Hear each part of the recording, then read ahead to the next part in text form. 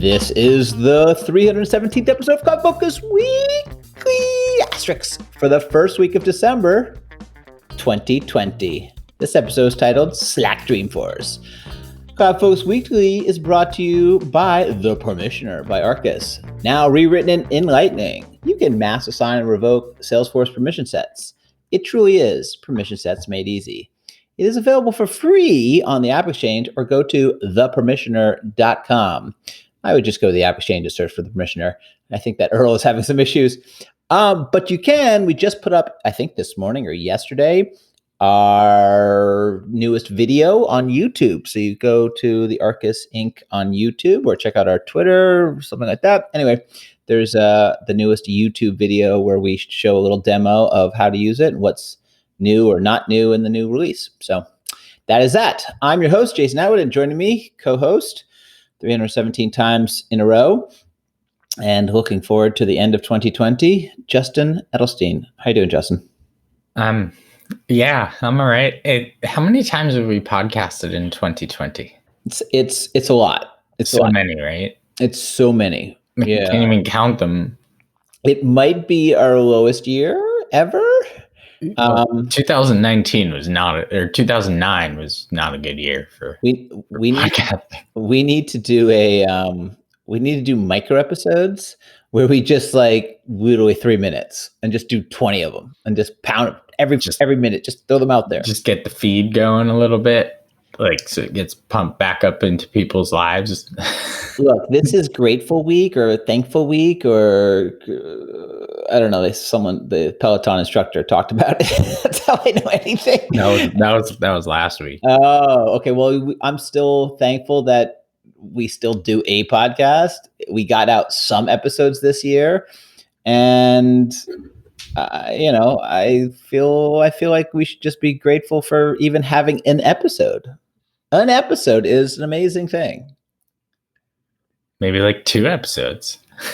Well, we've had like 4. We've done a few. Hey, we have this is normally this is like the time of the year. It's a little, we'll take the gratitude week from last week and we'll come into a little like, I don't know, sadness this week because it's sadness week. It's one of my what follows gratefulness week is sadness week. It's one of my favorite times of the year, which is Dreamforce time, and it's a 2020 version. It's like not the same. It's Dreamforce, but not. And let's not jump the gun here. We have come on. we have bigger and much better and much more fun, I think, news. And the reason we're actually podcasting, Dreamforce is kind of an afterthought, honestly. But let's talk about the big collaboration in the sky, Salesforce breaking open the coffers and buying Slack for, I think it was $27 billion, the biggest purchase they've ever made. And Slack, of course, stock went skyrocketing. Salesforce stock went plummeting. And it was a little bit foreshadowed. It came out in the news about 5 days before. They wanted to do it and announce it at on their shareholder meeting, but it came out in advance and is crazy. Why don't you give me your first thoughts on Slack and Salesforce making babies? Making babies. I'm writing a blog post for the Arkus blog about this because I wrote a post about Slack this year in 2020. And I wanted to kind of follow that up with, all right, now that Salesforce bought it, maybe spruce this up a little bit and talk about what I think it could be or should be. I think my blog post is going to be like some user stories for them to consider, something like that. But in the grand scheme of things, it seems to me as though Salesforce didn't have an answer for how to communicate across an enterprise. Chatter's not really that answer. there are a lot of other players like Microsoft who do have an answer for that, Teams, namely. And I think Salesforce was feeling that, like in perhaps some of their larger, things that they go after in terms of large enterprises or even, large government deals, those types of things. I'm sure that seeing the large suite was not enough without a communication method. Like, hey, where's your communication thing? And the whole spin of it all, like work from anywhere. I don't really buy into that part of it. Like, like work from anywhere, always and all the time. Like, all right, fine. Probably not the reason why this was done. I feel like they were just feeling the squeeze. I think it'll be great. I love Slack. I love Salesforce. I think if the two of them can make it work together and not get in each other's way, that would be great. If it was more like, this turns out to be more like the Heroku acquisition than some of the other acquisitions, I think this will be just great. Let it kind of stand alone as its own thing and build some nice integrations between the two technologies. That would be the best, I think. That's my take on it. Leave it alone. Let it be what it is. You don't need to re-platform it as you re-platform every other thing. I mean, Slack was always ripe for the taking. We've been a user for Slack, I think 5 years now. Not saying we were on early. Before Slack, we were using Hangouts and chat, the Google chat version.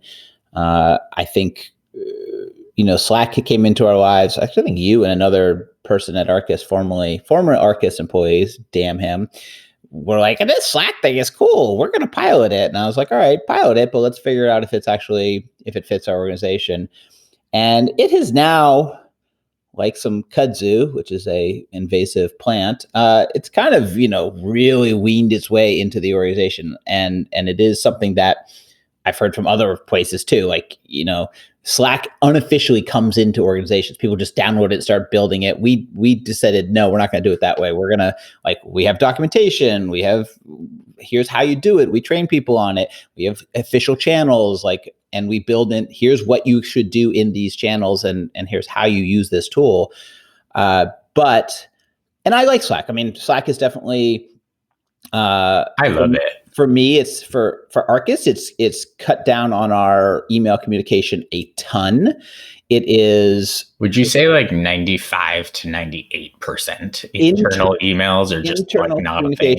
Yeah, and I think we could go into a whole Slack, pros and cons of Slack, or Slack is like any tool. It is a good tool, but without guidance and sort of processes around it, it can become just as bad as any tool. So Slack can become just as bad as email. It's like, oh, Slack is the new email, right? But it can become just as bad if you don't think about it and you don't sort of put some guideposts around it. So Slack for us it's a tool. What I like about it is it is our instant communication tool, but it's also sort of sandbox. It's meant for this type of thing. And we're okay saying, look, this is not communication that sits in this tool. This needs to go somewhere else, or this is good for this tool. I also see a lot of organizations, especially nowadays, and I'm super surprised by it because it's something we just don't believe here in Arkus, is using text messaging, right? We don't text people, Arkus employees, via text. That is, to me, and I hope to all Arkus, that's private. That's for you. That's for you to have. If you want to instant communicate with people on Slack, you got Slack. It's instant on every device. You can get notifications if you want them. You can treat it like text, but I'm not going to bother you on your text, while you're sitting there texting with your kid or whatever, and get a text from, Jason Atwood at Arkus, like, hey, what's going on? That's not a thing. And I think that's actually really important. There should be, I don't know, walls or something between breaking into someone's personal text or their personal communication. Anyway, so I like it for that reason. If you want instant communication, you have Slack. Yes, we have all these sort of stuff built in it. You want global communication, you want external. One of the things we also do is we don't do it externally. We don't allow Slack to be our external communication because it has holes, it has gaps in its functionality that are not good for sort of long-term or for really like document. There's all sorts of gaps it has that it's just not good at. But that being said, love it for our organization. So, when I always thought it'd be bought. I always thought Google would buy it because it has the colors of Google. I was like, they could move that into their G Suite in 4 seconds and no one even notice.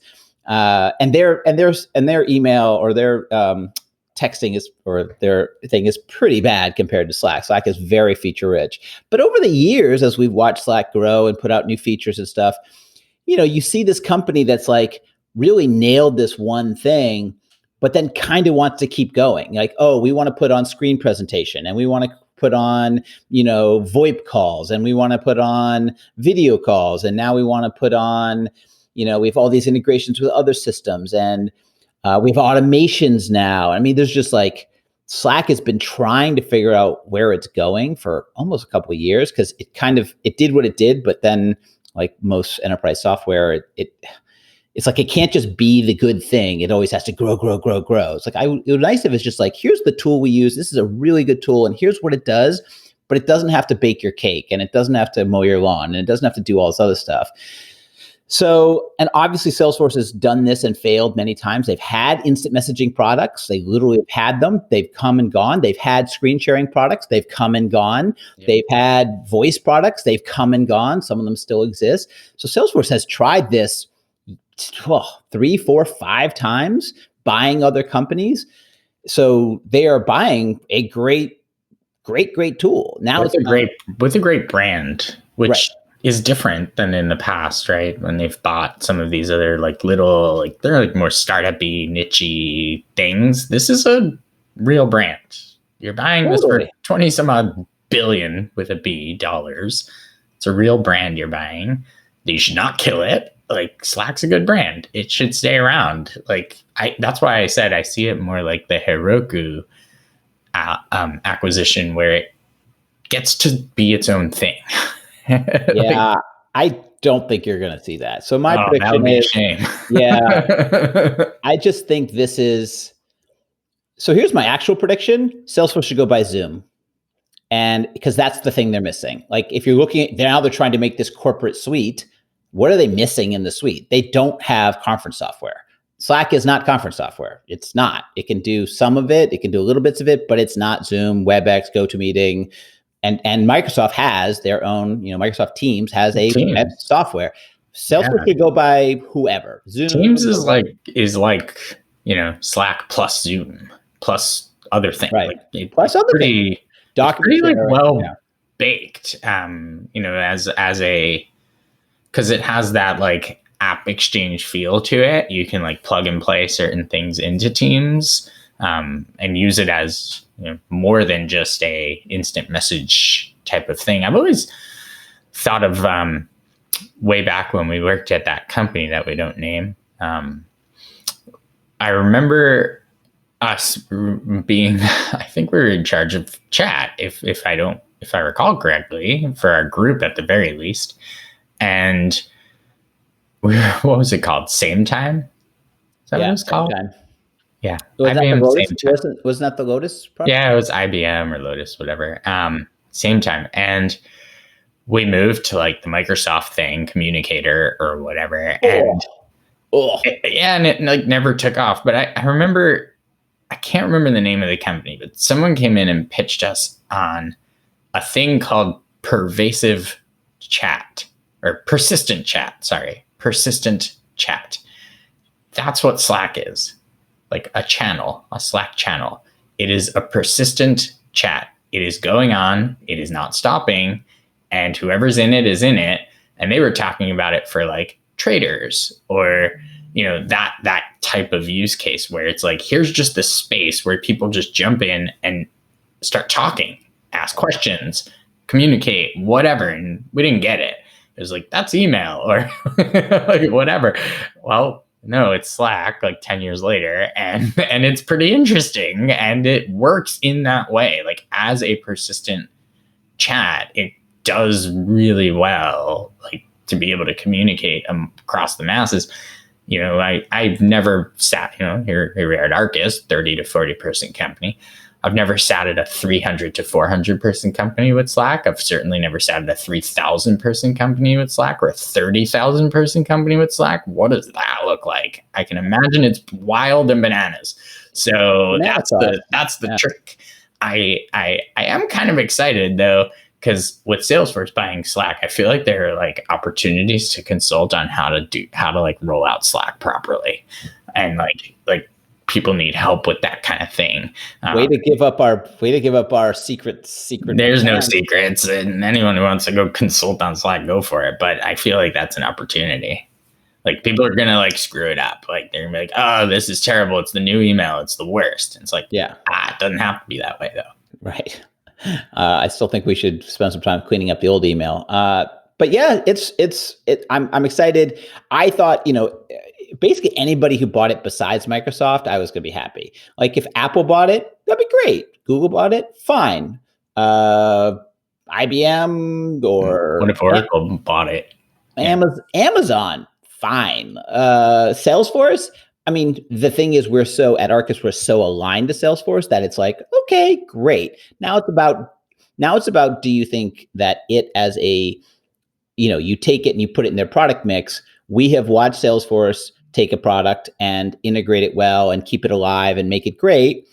But I would say 7 out of 10 times products turn into either they get moved aside, or they don't get the attention they want, or they don't fit very well and they get killed off. I don't think this is too big to get killed off. This is way too big, way too many users already. Like such a user base they're purchasing. I wonder, the thing I do hope is like, there's that free tier of Slack that a lot of people use. Yeah. Please don't just leave that alone. Like leave it alone, Salesforce, let it be. It's not a very Salesforce thing to do. If you think about their product mix, like you can't get free Salesforce. No, you can get it for like 30 days. Yeah, there's no free Salesforce. But that's why I think they will definitely rename it Salesforce Slack, is because if you get people into the free stuff, it gets them into more companies, right? If you're sitting there like, oh, look, I see you have Slack in your organization, but you don't have Salesforce. Let's talk about it. So in other words, it's a big marketing play. It's a big user base play. And it clearly is showing that they want to be in this. Again, it's different than CRM, right? It's like, I want to be in this corporate suite. I want to call it the G Suite, but it's not the G Suite because that's Google's product, but it's like, I want to be in this game.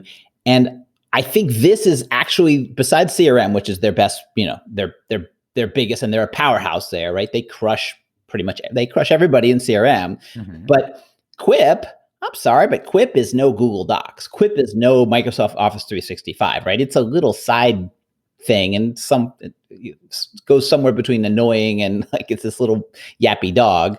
This is kind of like, oh, so now I've got this incredible CRM product. Now I've got really best of breed class in terms of communication, collaboration software. You can see there's this huge missing hole, right? That everybody is now using, that everybody else has. Everybody else has this version of conferencing software, and they don't. And what, I think they kind of do. Like, they bought a handful of them. They just and there is a thing, by the way, and it was announced. I think it's GA in the next release. It's called Salesforce Meetings, and it is very much sort of the answer to this, but it's an integration with, right? So it's like, use your Zoom account, no big deal, but you're in Salesforce and you have no idea, but you're using Zoom. Same thing with like Google Meet. It works with both. It's an interesting concept. They keep acquiring, so what does Slack do to Salesforce Meetings? I don't know. What does Slack do to Live Agent or those bots? I don't know. Yeah.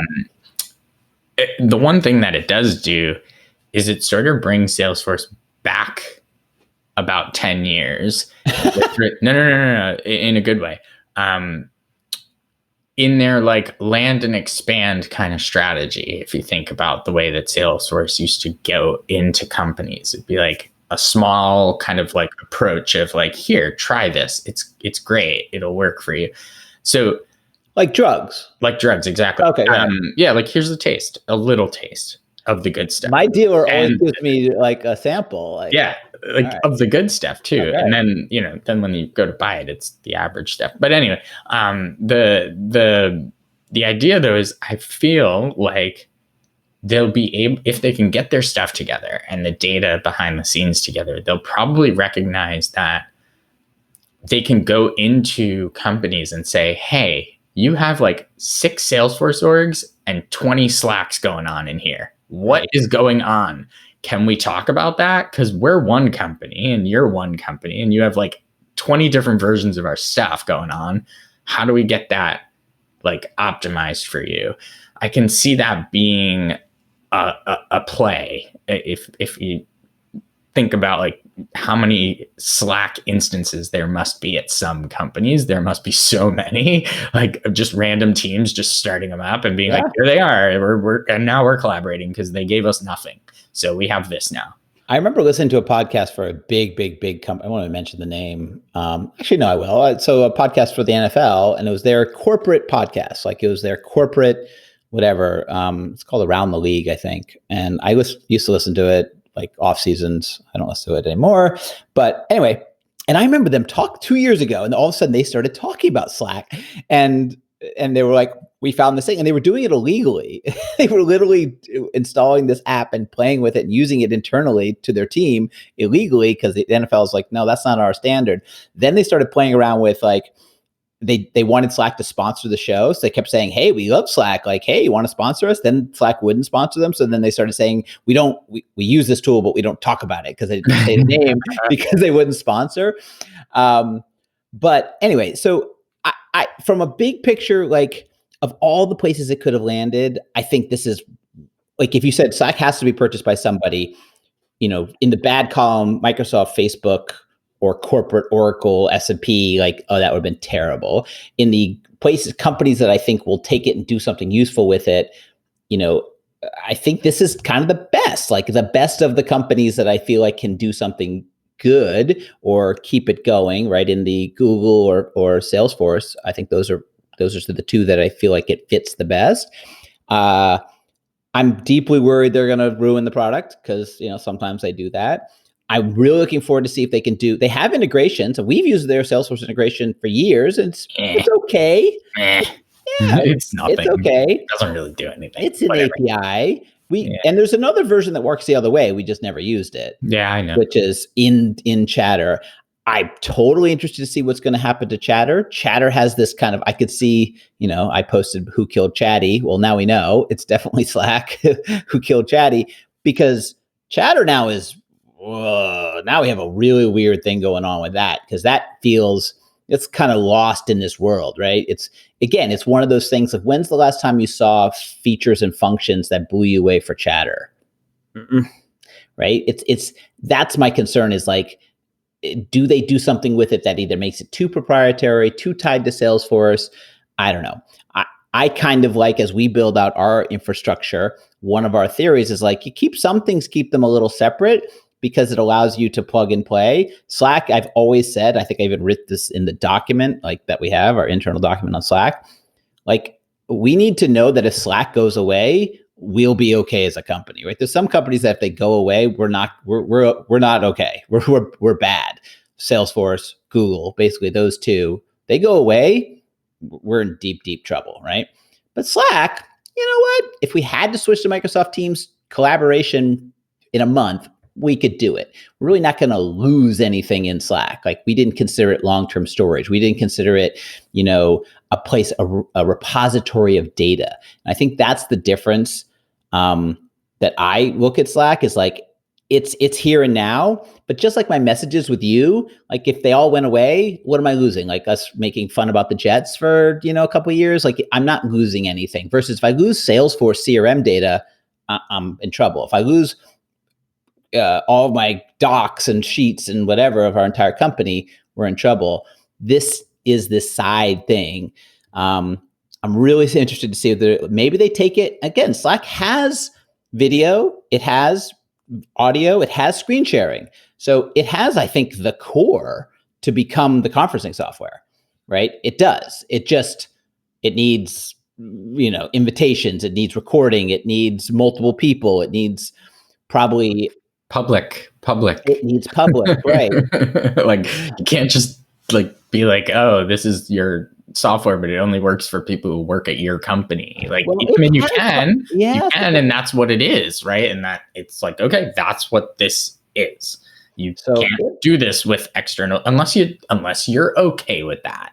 Yeah. And that's weird, but you can do it. I mean, you can create communities in Slack. People have created entire huge communities just in Slack. Yeah. And it's going up against other things like Discord, and there's a lot of other platforms that are very community-based platforms. Anyway, again, if you told me Slack was going to die, it had to be bought. This is one of the 3 companies I think I would be excited about it being bought with. It's certainly aligned to us. I'm certainly excited to, it's a product we use and have used for years. I mean, can they just bundle it into our Salesforce price, please? Can I stop paying? I don't know. The way Slack does their billing is also like pretty interesting. You get credits and like usage, and like it actually has that elasticity to it, which Salesforce doesn't have anymore. Well, that's a good segue. Why don't we segue into the keynote from yesterday? And what now? Yeah, the Dreamforce keynote happened yesterday. I'm sorry, Dreamforce doesn't exist. If there's Dreamforce to you, Jason. Oh, to me. To you personally, as an individual customer, we're bringing Dreamforce directly to you. I mean, I love Salesforce for all their spin. They could take anything. They could literally go out and sell you a pile of dog crap and be like, this is refertilized dog food, and it's for you. It's for you, though. It's for you. And we know that you like this color. And marketing. And marketing. And marketing. And channels. All right. So I was extremely busy yesterday. Yes, I did not get to do any of the stuff. Honestly, I have been, to me, if I'm not flying to San Francisco, staying at the Hyatt Regency down by the Embarcadero, going for my run, doing the 5K, I can't get a little bit into it. So I've kind of just said, I'm all out. So tell me what I missed. All right. Well, you missed the keynote. So Dreamforce is really spread out this year. So the keynote was yesterday, December 2nd. And I believe Dreamforce itself is not for another week or 2. It's called Dream TX, where that's going to be all the sessions. Texas? No, that's going to be all the sessions and the learning and the trainings and all that stuff. But the big main keynote happened, Mark Benioff keynote yesterday. It was virtual, obviously. He did it from the, I think it's called Salesforce Park. Am I right? It's that floor on the tower. I guess it's the 3rd floor where the park is. We've been there, where you walk around and so he did it up there. And it was, I thought the funniest part was people kept emerging from seemingly nowhere, the woods. You know how it's it's trailhead themed. So all of a sudden, Brett Taylor would appear from nowhere. Server Bear. Yeah, I was about to say Server Bear. Yeah. Server Bear. Server Bear was back there somewhere. I'm telling you. But people, it was like a clown car. It was very weird. We're going to have a Slacky, aren't we? Slacky, the little characters can be bouncing around. There's Dreamforce.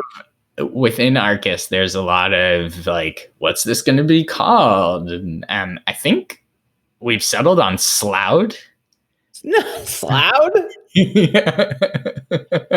That sounds like something you pick up when you're overseas. Oh, did you get a case of Sloud? Oh my God. Yeah, I got my vaccination. No, you should take some penicillin for that. It'll go away. I'm good. I got my inoculations. Anyway, so obviously Slack was the big, one of the first big things that they talked about, the acquisition of Slack, what that means. They have Brett Taylor talking about that a little bit because he's was brought in, when they acquired Quip, and he's kind of leading their product charge. And, he's leading that Salesforce Anywhere, and they talked about how, Slack can slide into that really nicely, but their big announcement was, in my opinion, the big announcement was a thing called Hyperforce. Tell me about Hyperforce. I need So to Google it. I got to stay kind of high level because that's what they did. Oh, it's a Salesforce. It's a Salesforce coming soon product. Maybe. Here's what I got out of it. It's a complete re-architecture of the platform, that they've been working on for the last 1 to 2 years. And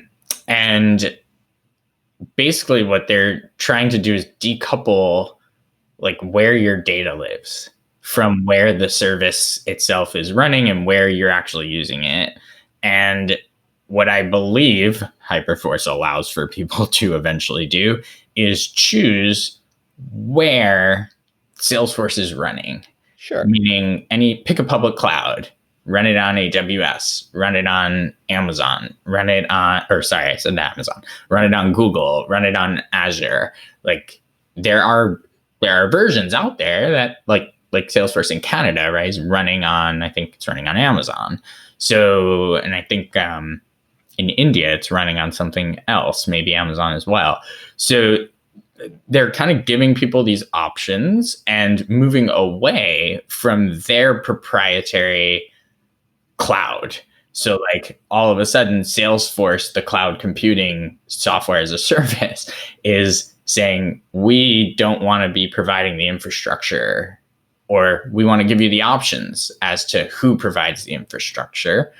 And with that should come the possibilities of becoming more elastic, right? Because now you actually are on a public cloud and you are consuming resources that you can actually see.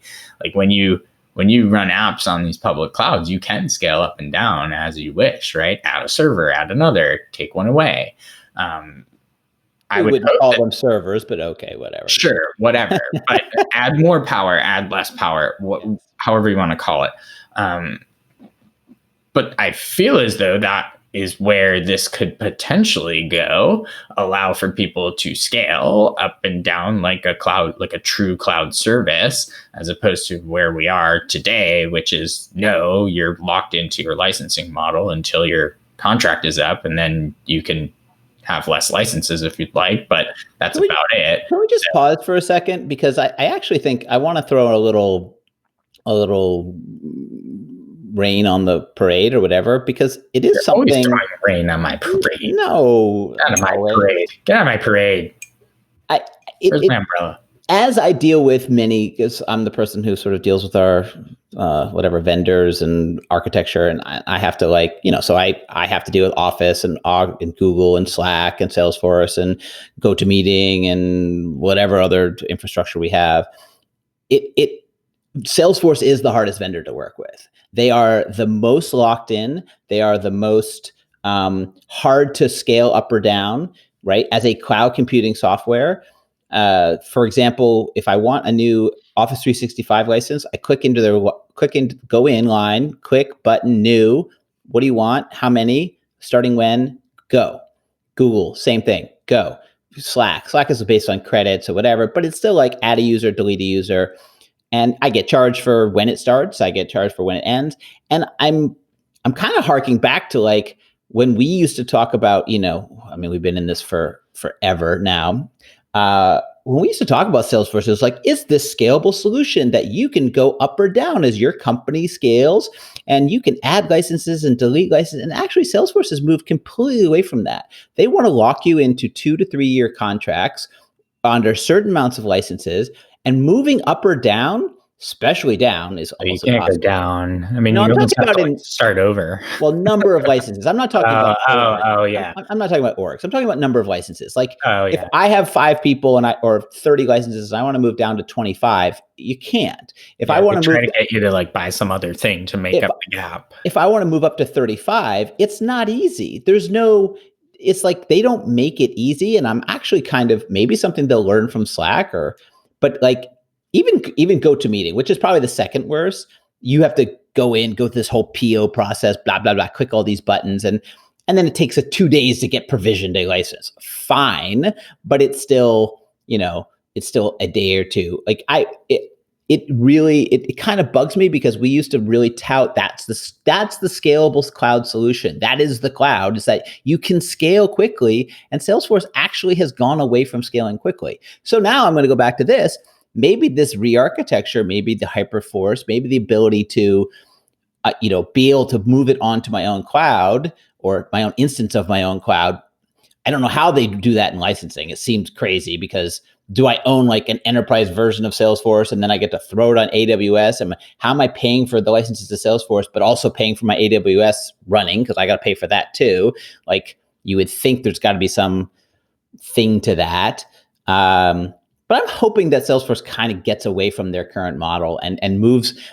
They've moved so much more towards big enterprise software that they used to fight against.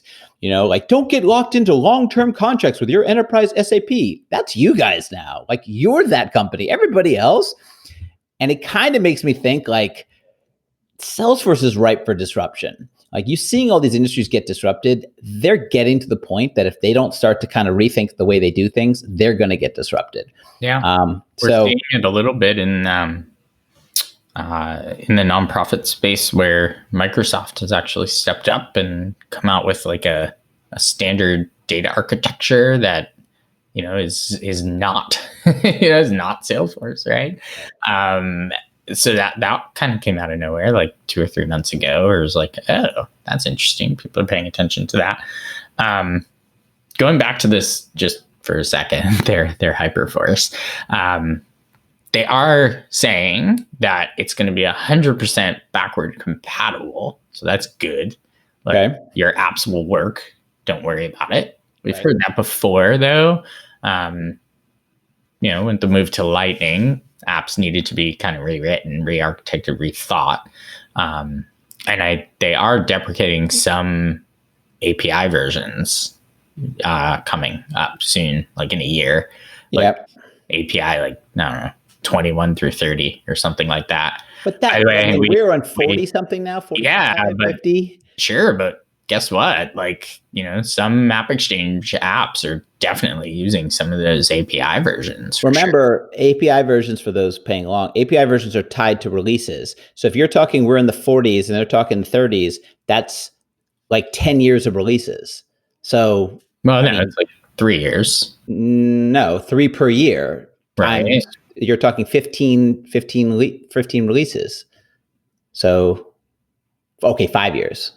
I don't know the actual numbers. I don't know what they're actually deprecating, but like, that's okay to me. Like, Salesforce has actually been pretty good at keeping people, and almost to a fault, right? Of hanging on to stuff because 2 people are still using it, right? One big company is still using this one feature, and that's why it's still been around for.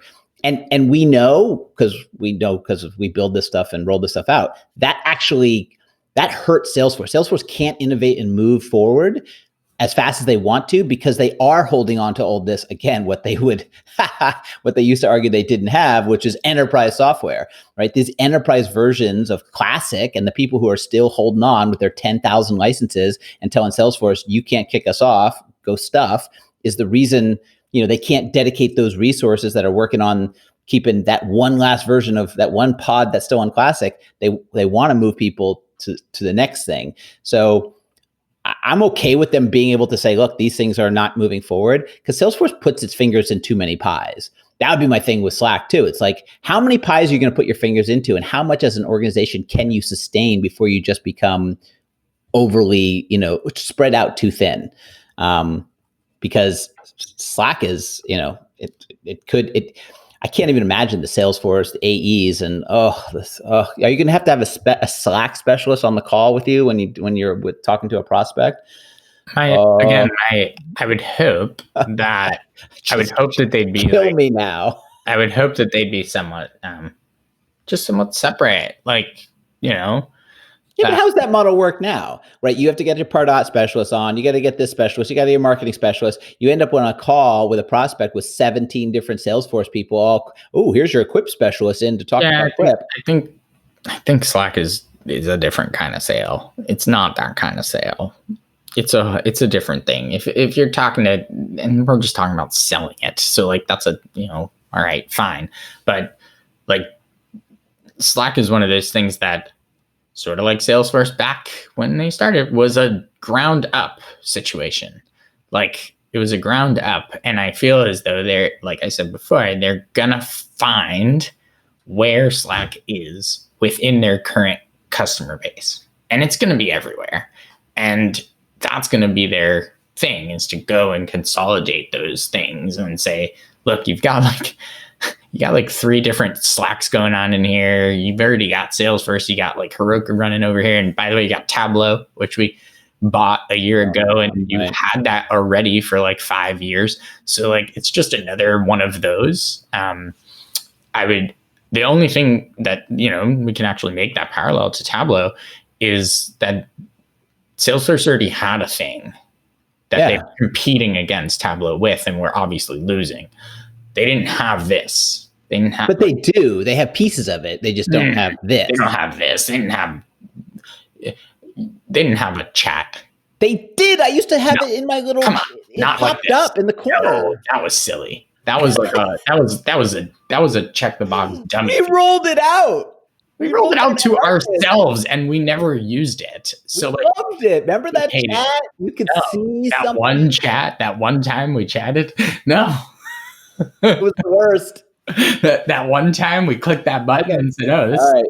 This is my other thing, my other Salesforce rant, and I don't know why. No more ranting. Yes. Yes. When's the last time Salesforce built something of consequence? We talked about this like a year ago. Like, when's the last time Salesforce built something from ground up that was kind of innovative? Innovate or die. When did they innovate? Where has Salesforce just become a mergers acquisitions company? They become like a big hedge fund or something. And where is the innovation to the platform? Where is the stuff that they've built? You could say Lightning would be their big innovation, but that was 5 years ago. Where is it? Where's the innovation from within Salesforce as opposed to buying? I mean, they've bought some of these, Tableau, Slack, Exact Target. There's another big one in there I'm missing. Where's their innovation? If I were a Salesforce I am. Damn it. I'd be worried. I'd be like, you can't keep buying your way out of everything. Sometimes you have to build something. Well, they do have different products that they have built over the course of the last number of years that are they bought knowledge. They bought library. All those things are true, but I'm talking about they kind of shifted their focus to industries, right? So there are industry solutions that they've built, Health Cloud, Health Cloud, Financial Services Cloud. The nonprofit cloud is rather robust, and these are real products that are vertical. They that are able to go into very specific markets and say, we have a solution for you. Like, it's not this platform play.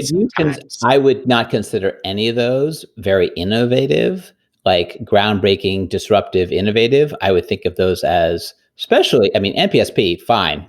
But that's a 10-year, 15-year-old product that has just, what it's done is they gave it attention and developers and people to run it, and they let it alone, and they let it run by itself and on its own path, on its own schedule, on its own instant updates, and it kind of exists and does better by itself. Like, maybe they should roll off all these clouds and stop into I just had an idea. Here we go. Roll the clouds out, take the NPSP model, roll the clouds out, and stop doing this, big 3 times a year thing, and give Service Cloud, Sales Cloud, Marketing Cloud, Slack Cloud, or Sloud. Sloud, please. Wait, did you get your Sloud shot? Sloud, please. Oh my God. I'll tell you, the other day I woke up and I had Sloud all over my pillow. It was gross. Anyway, but they should roll those things out, separate them from and make them their own thing, so they could have their own innovation, their own timelines, their own rollout schedule. NPSP is kind of a great model for it. It's faster than the rest of anything else because it's sort of on its own path.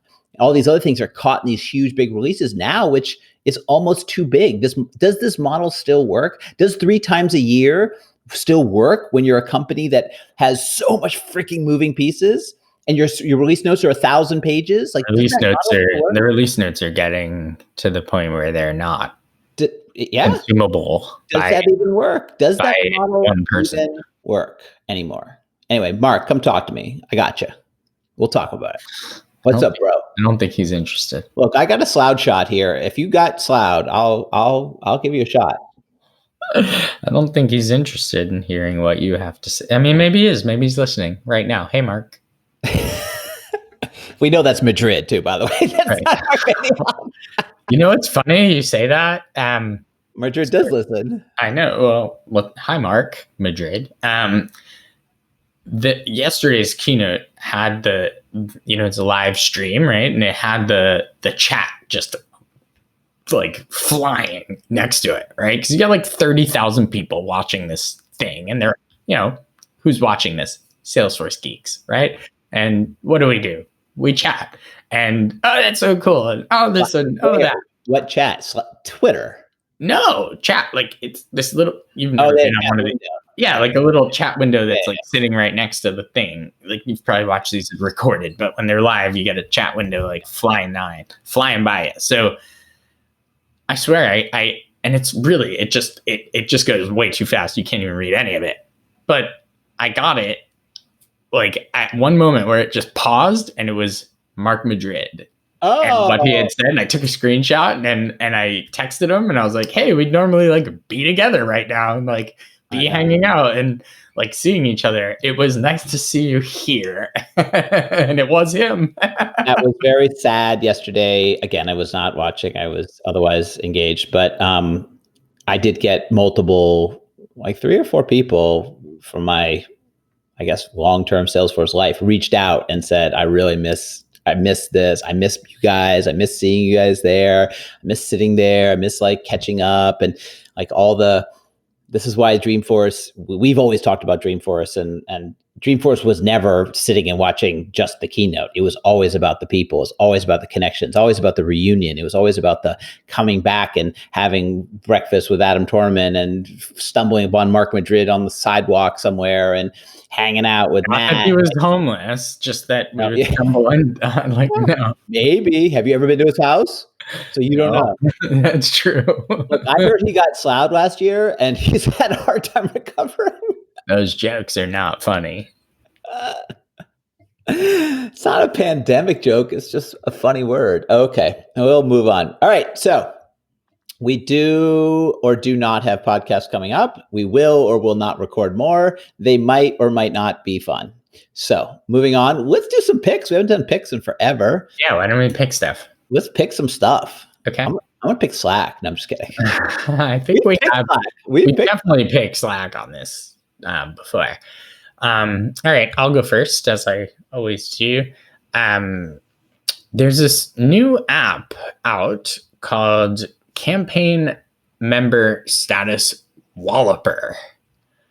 There used to be an app that Walloper. You got Not it. Wallpaper. Walloper. Nope. Walloper, wow. Like I just walloped you. Okay.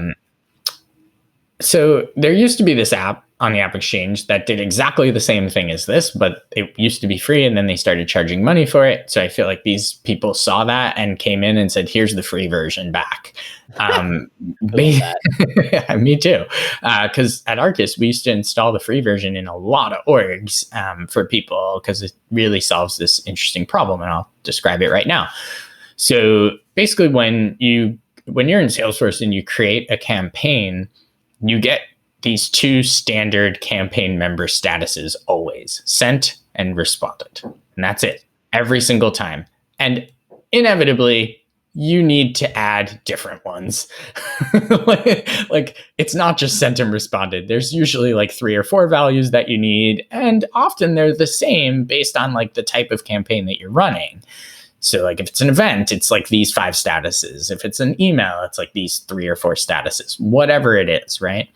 So what Campaign Member Status Walloper does is it allows you to add a default set of statuses that get applied whenever your campaigns are created. And they're based on a record type of campaign or the type field on the campaign Nice. or any combination thereof.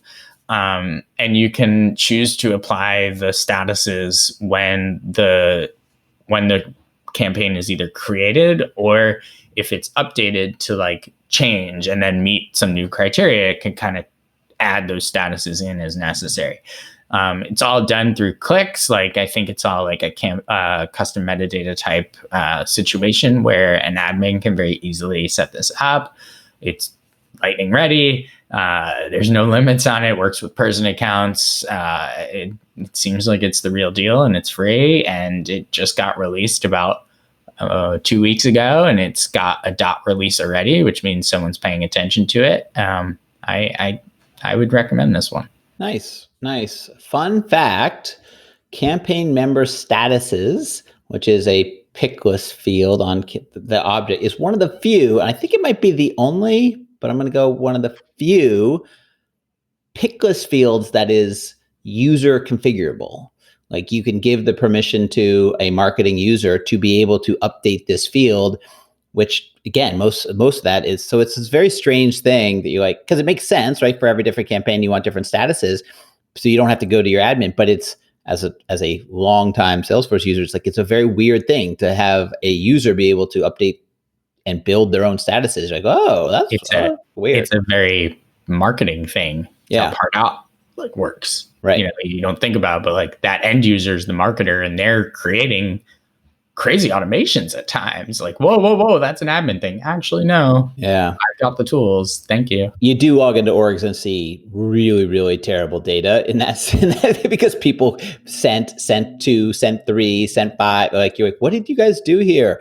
Oh, by the way, I forgot to mention, and you didn't congratulate me on my 20th Salesforce anniversary. Thanks, dude. You're welcome. What do you want? So I yes. What do you want? Cake? I want every anniversary. Whatever it is. No, if I eat cake, I'll get sloughed. So I'm not doing that. No, it reminded me because of Mark Madrid, because he's the person who I think officially proved it one day. But I was looking at one point, because I've always said I've done Salesforce for whatever, 10, 20 years, whatever the number has been. And I was like, how can you prove that? Like, prove that you actually have done Salesforce or be in the Salesforce ecosystem for 20 years. So at one point, I think I was actually sitting next to Mark Madrid in the Dreamforce, and I was like, look, I used to have an account. I know I worked at this company. The company doesn't exist anymore. I know when I worked at the company, I know I had a Salesforce account because I remember we used Salesforce back in the year 2000, and that's how I do the 20-year thing. And so I said, how can I prove that? I'd love to see that. So I think he was sitting next to me literally at a session, maybe your session where we weren't paying attention to you. And he logs in, and it might have been, but before you talked. But he logs in and he goes and, says what's, name or company name, and pulls up a screen and has my contact. It's my contact in Salesforce org, so org 62, and it has a date on the creation. The create date on the contact record was 11/3/2000. And so he took a screenshot, he gave it to me. I keep it now in a funny folder. But yeah, so my 20th, I guess, Salesforce anniversary, is from there. Yeah, it's kind of fun. Send you a Slack message later. Oh, thanks. Can you make it a Giphy? I'll make it a Giphy in a public channel. Giphy's in Chatter. Done. I'm all in. I'm all in for Slackbot and Chatter. Again, there's so many.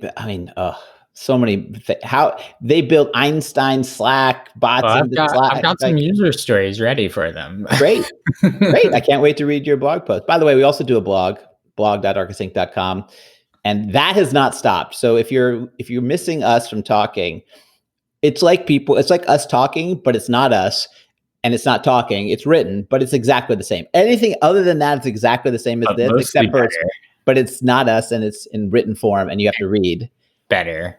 But we have more informative for sure. And this year, I would say we've probably had the most blog posts we've ever had, because we have more almost 1 or 2 going up every week. So anyway, all right, my pick is going to be a little old school, but it's something I found during during COVID, which is a little odd to say. So I've always loved Dunkin' Donuts. It's like my treat, like my once a week, like go get some Dunkin' Donuts. Like Dunkin' Donuts coffee. I'm not a big donut person. Too much loud in the donuts. So I it's gonna be a thing. If I keep saying it, it'll be a thing. It'll be funny, right? It's like you can't make fetch happen, okay? I can make it happen. Server Bear became a thing because we said it 10 times or 100 times. So anyway, I always go when I go, I'd bring a cup because I like to bring cups because I don't want to get paper trash, whatever. So I'd always bring my cup, and because I'd always bring my cup, I could never order ahead. So I never use their app. I use it maybe to pay for things, but whatever. It never had the full value to me. But COVID hits. Dunkin' said, you cannot bring in your own cup. That's not a COVID thing. No, thank you. Bringing your cup, handing it to me handing it back to you. No. So we're going to have to destroy the environment. We're going to have to give you, cups. So it's woken up this whole new world for me where I can order ahead. And I feel like I'm the last person to stumble onto something. The order ahead in the Dunkin' app, where you go in, you pick your thing, your payment's already built in, you click, and then you walk to Dunkin' Donuts. You have to time it correctly because you have to know it's going to take me about 3 minutes to walk there or drive or whatever. I'm always walking. And then you walk in, your name is on your little cup. You just swipe it from the place and walk out. And first of all, it's very COVID friendly because you don't spend any time in there. It's all built in the Dunkin' app. They remember which orders you have. You can pick your favorites. That's great. I'm just gonna walk into Dunkin' at some point and just grab a coffee. It's if they're all just sitting there, I'll just grab one. Yeah, and then they have your name's on it. No, not my name. I'll just grab another whatever. If they're all just sitting there. I've had someone say to me, "Is that yours?" I'm like, "Yeah, this is my name." And they don't actually ask you. But the best part is they do have a rewards program. So if you get to so many points, like 200 points, you get a free coffee. So it's all built in the app. It's super easy. I don't know. So Dunkin' app, it's really grown. It's the DD Perks app or Dunkin' app. If you love Dunkin', order ahead, save yourself some time until we can get back to bringing your own cups. But that's my pick. It's free, except for the coffee isn't free. Coffee's not free.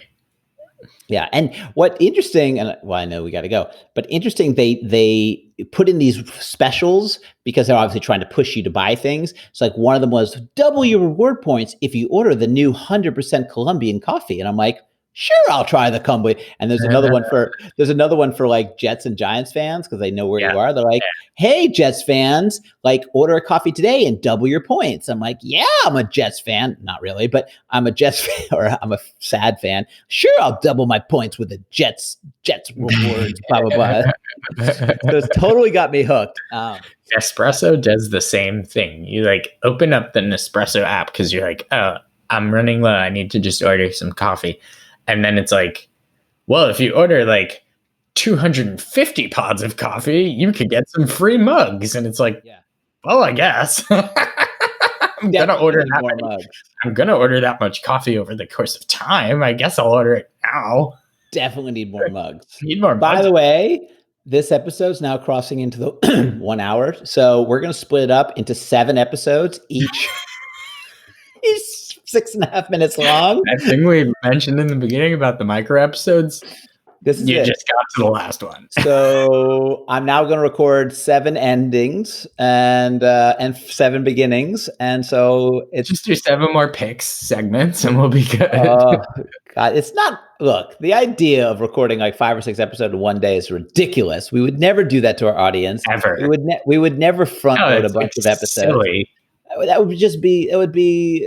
We'd be lying. It'd be so loud of us to do that. We'd be lying. We'd be. Yeah. No good. All right. Well, with that, we will say goodbye. You can follow Justin on Twitter and all of his ranting about Jets, weekly review, and soccer at Just Edelstein. You can follow me at Twitter at Jason M. Atwood, where I talk about I don't know what GTD and Salesforce, and occasionally rants about bad customer service. Arkus Inc. for all of your information. And then we're in everywhere. We're in all the communities, all the power of us. We're in the LinkedIn. We're on the YouTube now, just to know. I don't know if you talked about this. We're putting up all of our episodes on YouTube, obviously audio only, but you can see a little picture of us. And we're backfilling the catalog. So if you want to go watch the video of the audio only of the episode from 3 years ago, that's going to be there. So we're backfilling week by week. So if you see episodes pop up, we do put the date so you can see that it is an old episode. But you might see like this episode show up, and then 5 days later, you'll see like an episode from 3 years ago show up. But that's on YouTube. So cool. And apparently people like it. So subscribe everywhere, rate us everywhere. I didn't even know we're doing that. Love us everywhere. Well, because you don't pay attention. Are we having them transcribed, or are we letting YouTube just do that? Because I know it does that. So the app that we use to do it, which maybe I'll make a pick someday, does it transcribe, but also Google does it. So we just let Google do it. Got it. So you can have the transcribing of it.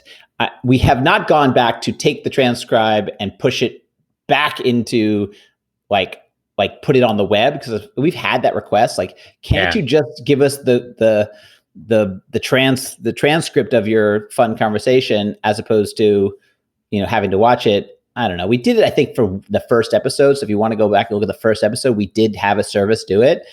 I don't know. No one ever jumped up and down too much about it. So I don't know.